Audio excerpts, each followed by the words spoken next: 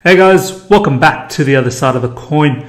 Look, now that the whole Liverpool game is over, it's clear to see that obviously we've got quite a lot of work still to be done, I suppose, to get to that level. And of course, with the injured players that are going to come back, and plus the players that have been unavailable, it's going to make a massive difference. But nonetheless, there's still some transfer deals yet to be made. It's crazy to think with all the transfers that we've already done, we are still in the business to finalize a few more.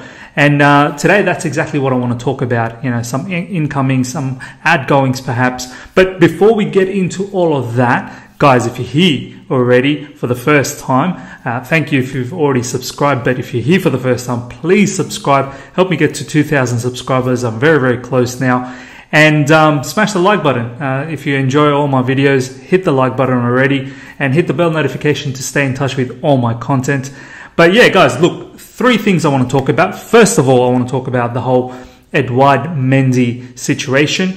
There's been a whole heap of news that's been coming out over the last 24 hours that the Edouard Mendy deal is very, very close now. It's going to be announced hopefully maybe this week or maybe early next week.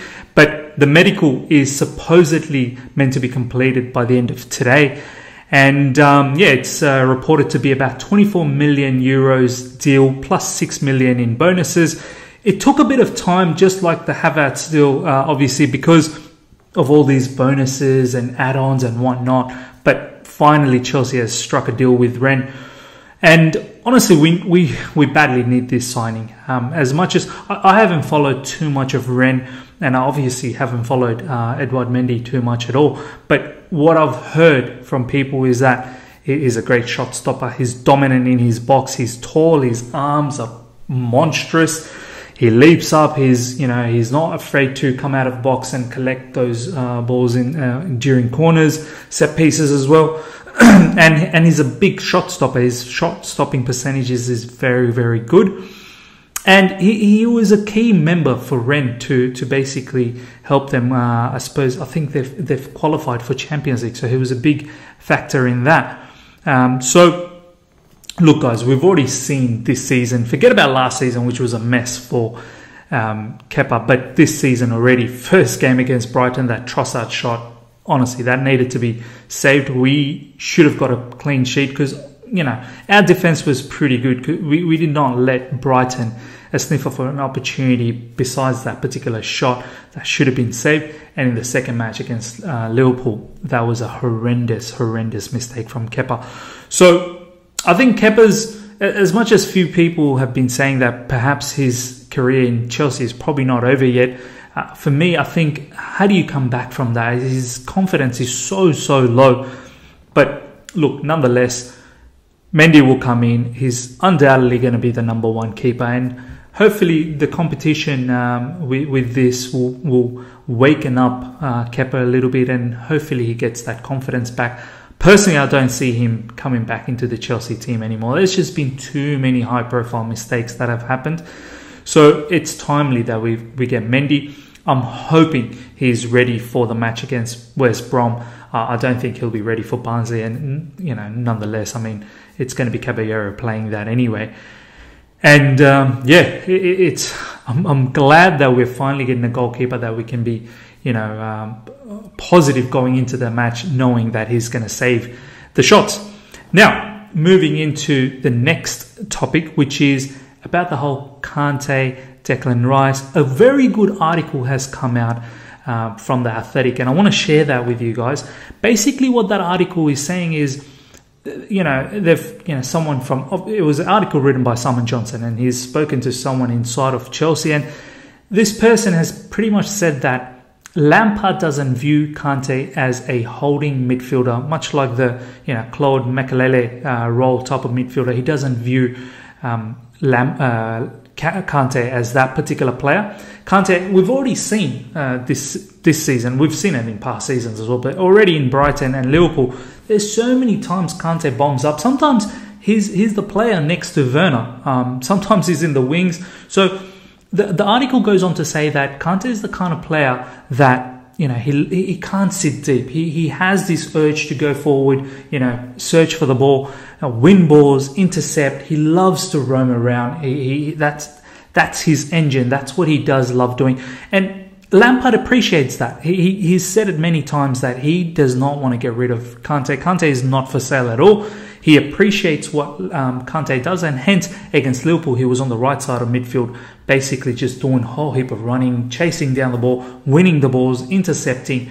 But the article still goes on to say Lampard is still looking for a holding midfielder, that Mekele role basically. Now, we've seen Jorginho. The article also talks about Jorginho, and Jorginho against Liverpool specifically. I think he gave away the position 10 times. 38% of defensive duels won.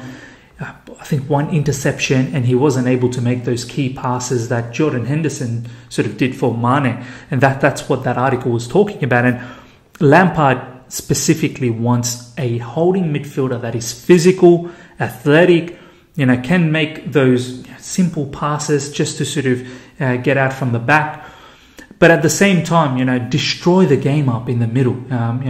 Liverpool were pressing us so much. We needed someone like, I suppose, in the Rice mold, or even, when you look at Everton with Alan, being able to destroy that midfield up. So we are missing that, and Lampard is 100% keen on a player like this. So when Mendy is done and dusted, which will be hopefully this week or early next week, as I said, I think Chelsea is definitely going to go for Rice, as I've said in my previous videos. Lampard has seen it already in these 2 matches, that how important that role is for him. It's very integral for him. And, moving forward, we can't be playing with someone like Jorginho, because we're going to get, the way we want to play, we are going to get done. We are absolutely going to get done. And this is no disrespect for that player, Jorginho. It's just the style that Lampard wants to play, which is far more dynamic, wants the attacking eights. Whether it be in a pivot, whether it be in a lone DM, he wants the defensive midfielder to be very, very physical, strong, breaking things up. And Jorginho doesn't fit that bill. Now, there's a twist to it, and I've addressed that in my previous videos as well, that Rice, the price that West Ham is asking for is quite incredible. So, we're going to try our best to maybe perhaps some player swaps and also cash. But at the same time, I think Rice might be forced to ask for a transfer request, which he may be reluctant to do, knowing that his relationship with West Brom. West Brom has just recently lost a very, very good player who plays for West Brom now. I don't know how much they're going to be looking forward to losing their club captain as well, who's one of their best players. But watch this space. Frank Lampard really, really wants this player badly, and he's made it very vocal now that this is very crucial for him moving forward in this season, because Kante, he doesn't picture Kante to be that holding midfielder. Now, the last topic that I want to talk about is the Rudiger topic. Guys, Rudiger was not part of the squad against Liverpool, and it's been reported by many top journalists that it wasn't injury related at all. No injury has been reported. So he was basically just left out. With Thiago Silva coming up, hopefully against West Brom, and Zuma and Christensen obviously favoured.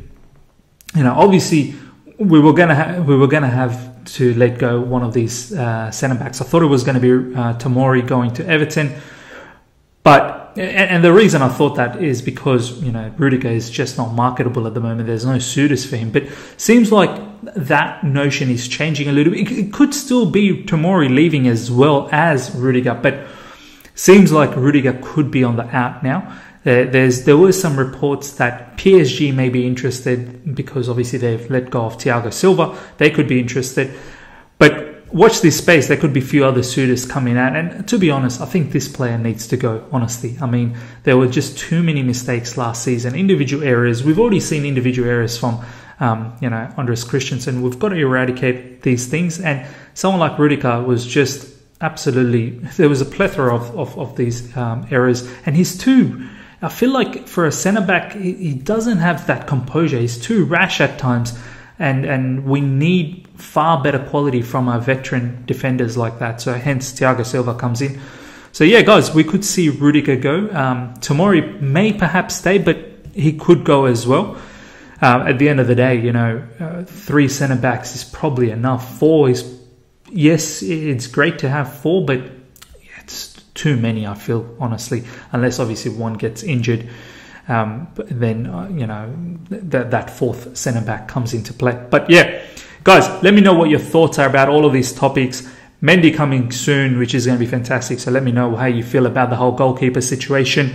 Let me know how you feel about the whole Kante, Lampard deeming him as not a holding midfielder, and Rice is still Lampard's biggest priority and an integral part to the whole team structure.